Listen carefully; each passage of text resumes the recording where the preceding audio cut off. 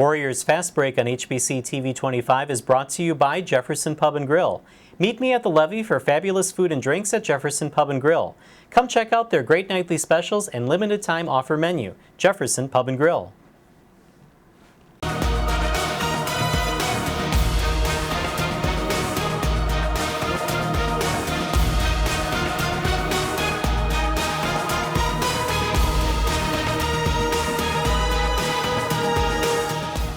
Hello again, everybody, and welcome to Warriors Fastbreak here on HBC TV 25. I'm Justin Barrientos. Thanks for joining us. We'll start off talking women's basketball with head coach Scott Ballard. And let's talk first about the game on Friday against Mary. Your first road loss of the season, 83-80. Let's hear a little bit about that game. What happened during that game? Well, we knew that was a challenging matchup for us defensively because they don't really have a big post player that stays around the lane. So that means that our post had to be leaving the basket or the lane a lot to try to defend somebody that a three-point threat or could dribble drive the basketball. Last year we played them twice here, and both games were close, 5-point games, fortunately, that we won. But they had a big, and they only had one, but at least he was out there for half the game. Mm-hmm. So a year ago, when they would take her out, we would have to go to a smaller lineup to match up with all these guards that they had playing on the perimeter. And we also knew that Mary was a lot better than their record. They had like a 2-point loss at Sioux Falls, a game they led the majority of the time. They lost a week ago in overtime at Northern. They lost by 1 to Moorhead.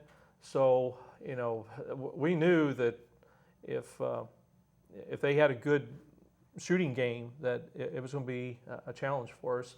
Plus, the 2 or 3 weekends that we had since Christmas break, we had struggled to score, in the 60s. Mm-hmm. So when you're playing a high-scoring team on the road, that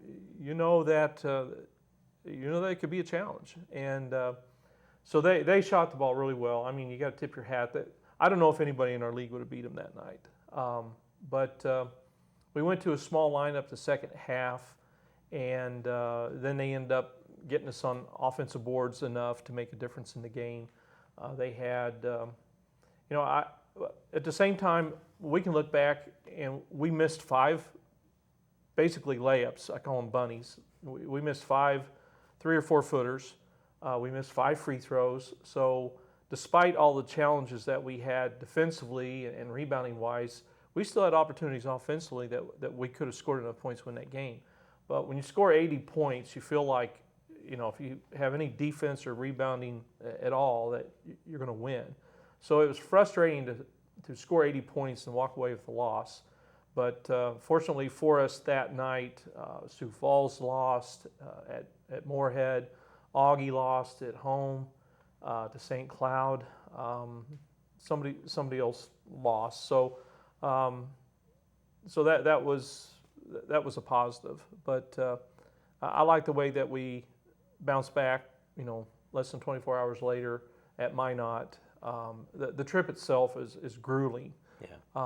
I think on Thursday we left at close to 1 o'clock, and we pulled in at Bismarck it was almost 11, and then the ride home from Minot on Saturday, we left at 6:15 and pulled in at Winona at 5:30 in the morning. So it was a grueling trip, to say the least, but we didn't come home empty-handed.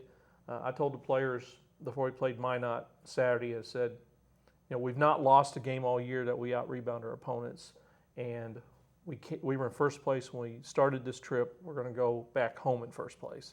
And so we accomplished that on Saturday and had a tremendous shooting game and played a solid game. We rebounded as our best rebounding game of the year. So our focus and emphasis on the things we struggled with Friday night, we turn around and we're exceptionally good at on Saturday. Yeah, you can say that you had all the 3-pointers that you hit mm-hmm. on Saturday. I have to ask, after a tough loss against Mary, is there anything that you say to the team or anything you need to say to the team? Because, I mean, it looked like you took all your frustrations out maybe from that game, from other games. on Minot because it was a huge 40-plus point win. Yeah.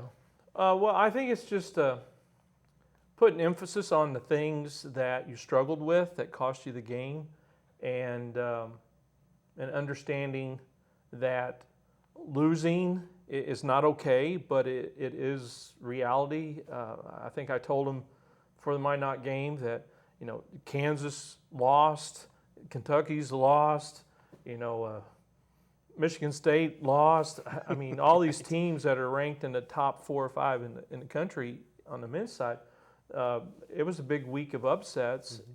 But what's important is, how do you bounce back? How do you respond? Don't let one loss cost you another loss. Just because mentally you can't put it behind you, you got to move on. It's all about the next game, the next play, the next opportunity. And our players showed that they can do that, and that's very encouraging. I was going to say, in the Mary game, you kind of feel for Connor Nagel. She had a very good game, hit 4 3-pointers in that game, had a look at the end to force overtime, and it didn't go. And then she bounces back the next night and almost sets a career high in 3-pointers. Yeah. Well, a year ago, Connor hit the game winner from the right baseline corner with 1.2 seconds to go to beat Mary in the first round of the conference tournament. And, we were down as much as 12 with about 4.5 minutes to go in the Mary game. And we did a lot of really, really good things to get within 2 with like 36 seconds to go. We needed a stop. We didn't get it. They ended up getting an and 1. Got up 5. We come down, hit a quick 3, got it down to 2 again. We end up fouling. They only go 1 for 2 at the line, so it's a 3-point game. We advanced the ball, 9 seconds to go, and ran the exact same play we ran a year ago. And Connor, she got a step back 3 from the baseline corner, and it went halfway down. It circled out. It looked like it was going to be good when it left her hand, but unfortunately it came out. So we did a lot of really good things to make up that big of a deficit in a short period of time, closing out the game. But we don't want to put ourselves in that position. Only have about a minute left. Happy to be coming back home this weekend after spending the last 2 weekends on the road? Yeah, it seems like it's been a long time since we've been at home. And, we gained a lot of confidence, I think, offensively from this past weekend. Some of the shooting struggles that we had seemed to disappear this weekend. We scored 80 points and 98 points and played against a lot of zone this weekend. And then this coming weekend, we're playing 2 teams that predominantly play zone again. They're a lot better at it. They're probably more athletic and deeper, and it's something that is their main emphasis defensively. It's also 2 teams that are 2 games behind us. We still have to play them both twice, in the last 10 games of the schedule. So it's an opportunity for us to open up a little bit of a gap or to let them back in the picture. So these are high-stake games, and these are games that are fun to play, have a big impact on playoff implications. So I'm confident that we're going to bring a lot of energy and effort and focus, and it'll be good games for our fans to watch. All right, and we'll be looking forward to those games as well here on HBC TV 25. We're going to take a break here on Warriors Fastbreak. When we come back, we'll talk with Alexis Foley right after this. Warriors Fastbreak on HBC TV 25 is brought to you by Jefferson Pub and Grill. Meet me at the levee for fabulous food and drinks at Jefferson Pub and Grill. Come check out their great nightly specials and limited time offer menu. Jefferson Pub and Grill.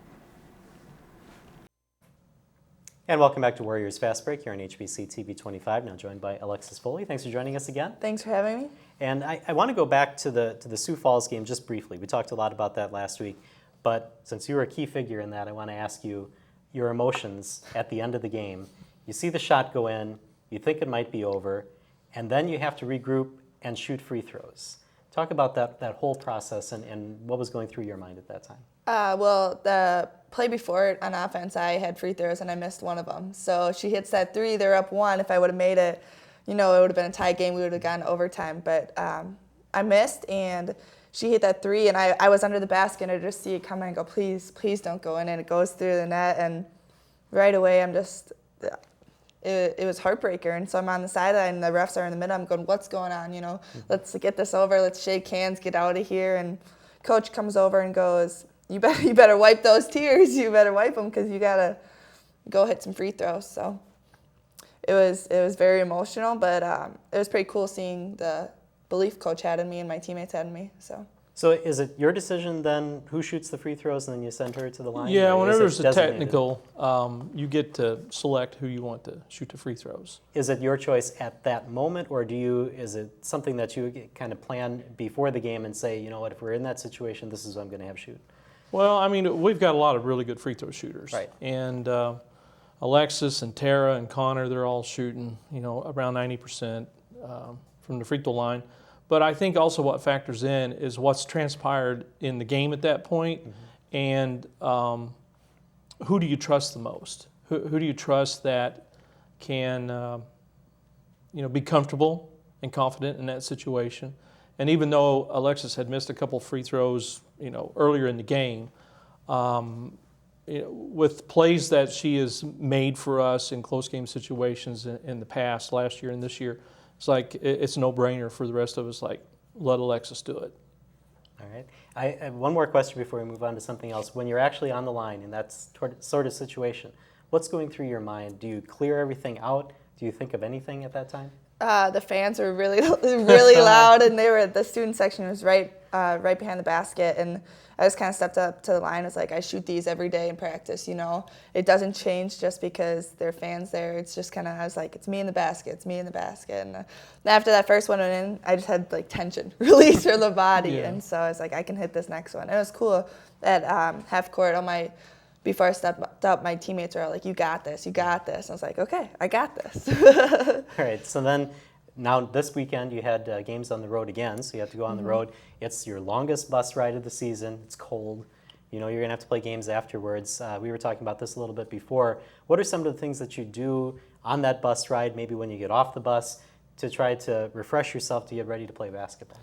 On the bus, obviously it's a long trip. You watch movies, nap as much as you can. I guess I didn't really think about the games that much until you're off the bus and you get there and you realize, okay, it's time to focus. You know, we have upcoming games, we got to play well, and did that some of the time, but it was a rough weekend. Besides movies, do you plan anything on the buses to try to keep people's mind off how long this bus ride is going to be, or just kind of let them do what they do? They do a good job entertaining themselves and being creative with different kinds of silly games that they play in the back, and I don't know what they're playing, and I just let them kill time, you know, and have fun with each other, and you know that's part of what's neat about the team chemistry that we have, and how much they try to make everything enjoyable. So those are experiences that will last a lifetime.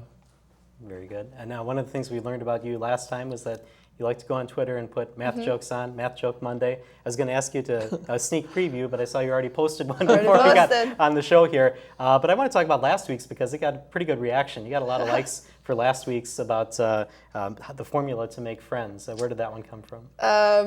I just kind of look around, and sometimes people send them to me just because I don't know, it's a fun thing to do. And so I was like, squad, we're always, squad. And so I thought it was funny and figured I'd start off this new year with a good one.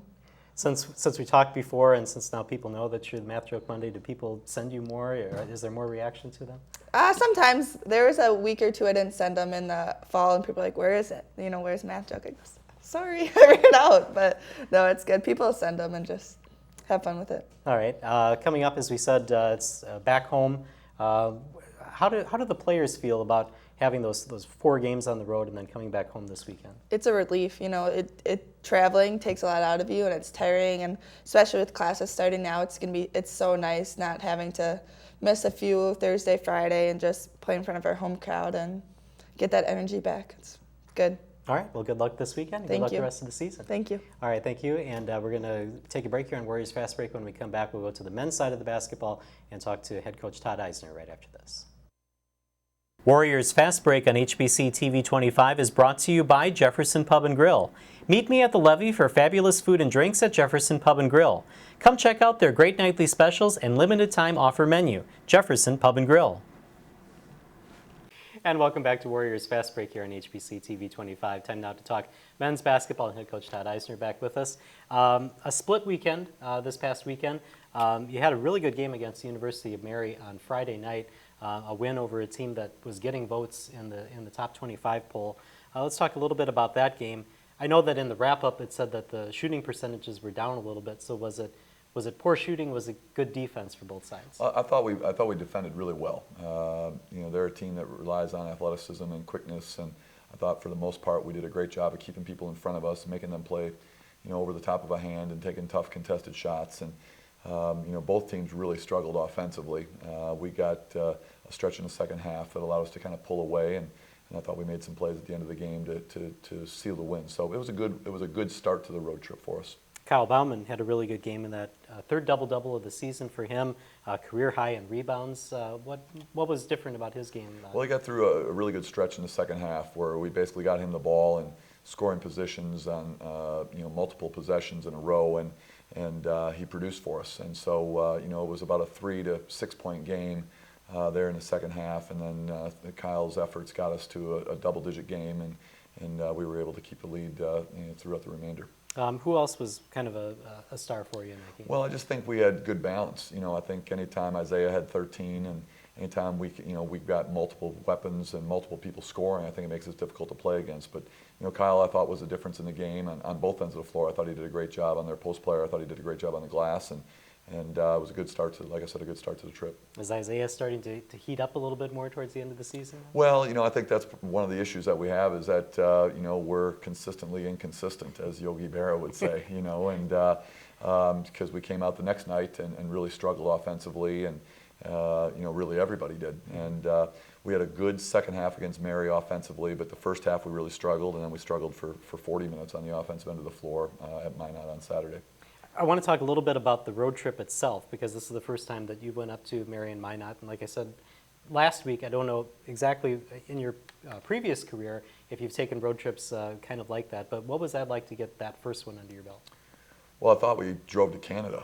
It was a long trip and it was cold. Minot I think was minus 14 for a high on Saturday, and it's a difficult trip, but that's what the league is. The league is a difficult challenge when you play on Friday and Saturday nights, and the good teams are the ones that figure out a way to win on the road, and we're getting better at that.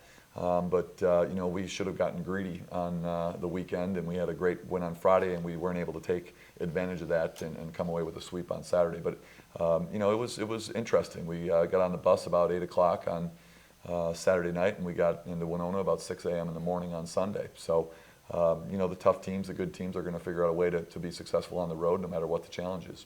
Was there anything that you had to do? I think you left on Thursday to get to the game on Friday. Was there anything that you needed to do to kind of get your team fresh, ready to go for Friday? Not really. We practiced in the morning before we left, and ate on the way up there. And we really didn't change our routine a whole lot. It's just the travel was longer to get there. And I thought we handled Friday really well, and Saturday not so well. And Saturday we offensively got a lot of really good looks. We didn't knock down threes. We didn't make post-ups. We didn't finish driving layups. It was a smorgasbord of ineptness, really, offensively, and it was disappointing because it was a game that if we were locked in and focused on the things that we needed to do, it was a game we could have won. You mentioned the three-pointers, 1 of 13 from three-point range, which almost broke the streak. That's almost 500 games that Winona State has hit at least one three-pointer in.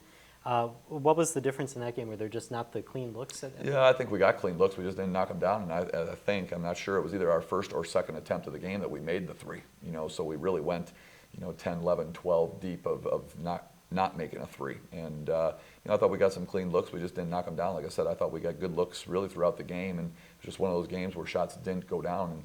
And the scary part is on the weekend we really played 20 minutes of offensive basketball. We were not good offensively in the first half at Mary. We were 1 of 15 from the three in the first half at Mary. So you talk about 60 of the 80 minutes, we were 2 of 28 from the three, and you're just not going to get it done doing those type of putting those type of numbers together. And so we've got some work to do to clean that up. Our guest today is Mark Blacklock. He had a pretty good game against Minot. Talk about his game in Minot. Well, I think Mark obviously started off.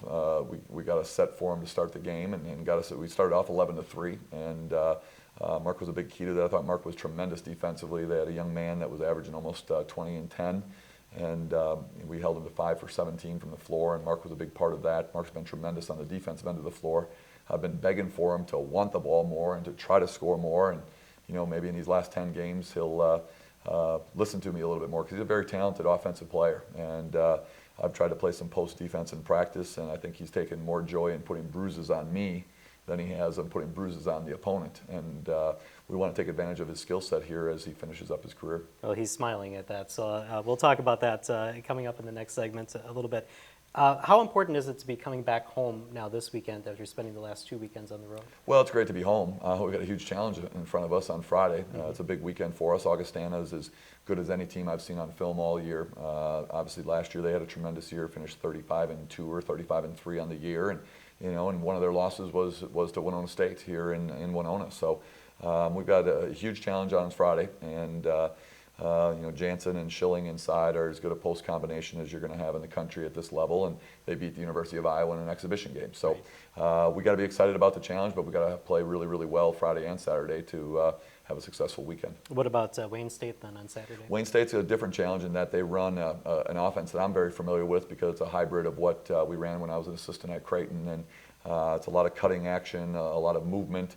And they use their 5 men at the top of the key free throw line area to be a really active screener. So they had a great win against Duluth on Friday night. Duluth was one of the best teams in the north part of the Northern Sun, and they beat them Friday. And so that'll be another challenge for us on Saturday also. All right, those are games that you can watch here on HBC TV 25, Augustana and Wayne State Friday and Saturday. Let's take a break here on Warriors Fast Break. When we come back, we'll get the player perspective as Mark Blacklock steps in right after this. Warriors Fast Break on HBC TV 25 is brought to you by Jefferson Pub and Grill. Meet me at the levee for fabulous food and drinks at Jefferson Pub and Grill. Come check out their great nightly specials and limited time offer menu. Jefferson Pub and Grill. And welcome back to Warriors Fast Break. Mark Blacklock now joins us. Thank you for joining us on the show. Yeah, anytime. All right, let's start out by kind of getting a career retrospective from you, because as we said kind of off camera, this may be the last time that I get to talk to you as a player at Winona State. So let's go all the way back to your youth and when you started playing basketball. Do you remember a time that you weren't interested in basketball, and when did that start for you? I was more of just looking after my brothers. I mean, they got into basketball and sports really early, so I just monkey see, monkey do, wanted to go after them. And they went into an organization called CAB back then, but now it's disbanded, gratefully. But it's crazy about basketball. My parents were part of it, and so I just started funneling through the program as well. And then in 7th and 8th grade, I switched over to the YMCA League, which was a little bit more competitive and a lot more up and down. So from there, it's just been trying to get better and just friendships along the way, really. Let's talk a little bit about your days at the Y, because I was reading an article about you when you were Daily News Sports Person of the Year, and it talked about how you spent almost all your free time at the Y playing basketball. You tried to get your friends out to play basketball as well. What was it about that to get there and to play basketball that really made you want to spend all your time there? Probably because of the hard and intense workouts from my coach, Andy Backel, because we had a few up and down sessions where he'd just kill us with suicides and touchdowns, and just being in that mode and being in that area, it's just more of just understanding that this takes a lot more hard work if you want to be good at something. So you always just had like kind of motivation if you were just lying around the couch and watching TV, that you could probably be out doing something more. I kind of understand that in that Y League is kind of when you started with the teammates that you'd have at Winona Senior High. Is that kind of fair to say? Mm-hmm. Yep. So how important was it to kind of start that chemistry that early to when you get to high school level? Very, because you get to used to tendencies and techniques of what our strengths and weaknesses are and how you can cope and understand what to do with them. So through my transition through 2 different programs, I mean, it was a lot easier to understand what I was going to be dealing with when I went through the high school. Now, I know, Coach, you kind of inherited Mark on this team because this is your first year, but I mean, if you're looking at somebody as a recruit, how deep into their history do you go? I mean, do you look at somebody who, like Mark, who's been playing basketball their entire lives and know what kind of work ethic they have? Well, you want to find someone that has passion for the game, and that's something that we definitely try to identify, and there's, as they talk in the recruiting world, you want to peel the onion, as they say, and try to find out how many layers there are to that person. And you want to find out where they are academically. You want to find out what type of family they come from, and feel like if they're going to be a fit into the culture that you're trying to produce within your program. I've been very fortunate in coming to Winona State because I was inheriting a group of young men that are here for the right reasons, and they're doing great in the classroom. They're working hard on the court. Yeah, we'd like to have a few more wins right now, but I've got the right people in the program right now, and it's just a matter of trying to finish the season off the right way. All right, and kind of going back to your youth then, I understand that your grandfather kind of helped you with one of your shots, your hook shot. Yeah. What was that process like for him to try to say, hey, you should add this to your arsenal? Well, it started when we were all younger, and I guess he saw me as more of a project because he saw how young and just full of potential I had for whatever reason. And he just said, if you got a left hook, that you'd be unstoppable. And this was when I was like in 5th grade. I didn't even know what he was talking about. But he just kept with me, and every time we'd go over, we'd do mic and drills, which are awesome if anyone wants to do those. And we just did left hooks constantly. Not right, but just left. Wow. So did you ever get a chance to do right, ever? Nope, not at all. Do you think that helped you then to develop that shot? Yeah, because it's more of an old school technique to where not many people actually have like a consistent one. So in high school, it was a lot more effective for me, because especially if you're going left-handed, because there are not many left-handed posts. So it was just a nice advantage for me to have. So I thank him for a lot of that.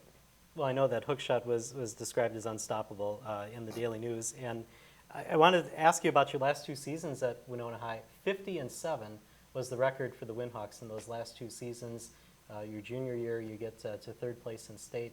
What are some of the memories that you're going to have from Winona High? Just being with the guys. I mean, it was great to be on the court with them, but off the court, they were just a bunch of just hoodlums, good hoodlums, I should say. Just liked having fun and liked having to be around each other. I mean, we had Alec Brown, who now plays in Spain, I think, but was drafted for the NBA, and we had Martin Feddersen, who went to Gustavus and played a great career there. And then Anthony Inman and Hunter Gamo, we just had guys down the line that just like to be around each other. So do you still keep in contact with them quite a bit? Yeah, time to time. Yeah. Is there ever going to be a time where you get back together on the court and play just even a pickup game? I don't know. As we get older, everything just drifts apart, Yeah. So we'll see how it comes. Let's talk about your future then. Is basketball going to play a part in your future? I don't know yet. It's more of just understanding what I have right in front of me right now. So it's more of keeping focus of what I do have instead of what it could be. I could have. So it's not really a thought of mine. All right. Your academic career then at Winona State is leading toward teaching. Is that correct? Yeah, elementary ed, be teaching little booger pickers. So I can't wait for that. Why did you choose that age group to want to teach? My dad was actually a middle school teacher, and he was actually elementary ed when I was growing up. He worked at Jefferson Elementary, and I went there when I was going to school in Winona. So just seeing how he interacted with the kids and how I grew up and understanding. I was a summer counselor and a junior counselor for Camp Winona, and just being around kids and their culture and just how unpredictable they are. I mean, it's exciting. It's fun to be around. All right, and then last couple of questions here.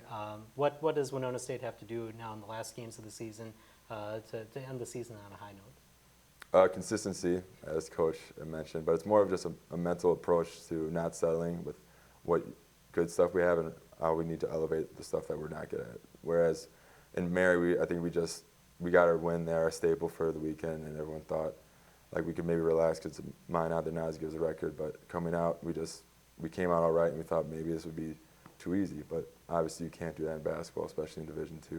And I just think keeping our mental approach about us will help us tremendously. And I'll ask this last question to both of you then. As you're preparing for a career in teaching, are you teaching the younger players at Winona State right now, kind of the way that you played, and have you seen that kind of leadership from him on the floor in practice? Well, I think the veterans that we inherited have a great idea of how important Winona State basketball is to them, and they've done a really good job of impressing me as to their approach. And it's like I said, we just got to carry our approach and practice over to games and be consistent with that. But like I said, I've been very fortunate to inherit Mark and Conrad and Nick Arns, and unfortunately Muhammad hasn't been able to play, but he's been really involved in practice on a daily basis. So they're gonna leave a great foundation for us as we continue to build this program back to where we want it to be. And are you trying to teach any of the younger players, any of the freshmen and sophomores that are on the team right now? Yeah, there's always your first year is a big gap going from high school to college, and I think it's more just being positive. Like there's going to be ups and downs. I mean, you're used to being the guy at your school and used to be everything coming easy, and then you go to college and everything's more of a level playing field, and it's more of just keeping positive, understanding that your time will come. You just need to keep working at it and understand the ins and outs of what goes on. All right. Thank you guys for joining us today. All right, thank you. We'll see you next time here on Warrior Fastbreak on TV 25.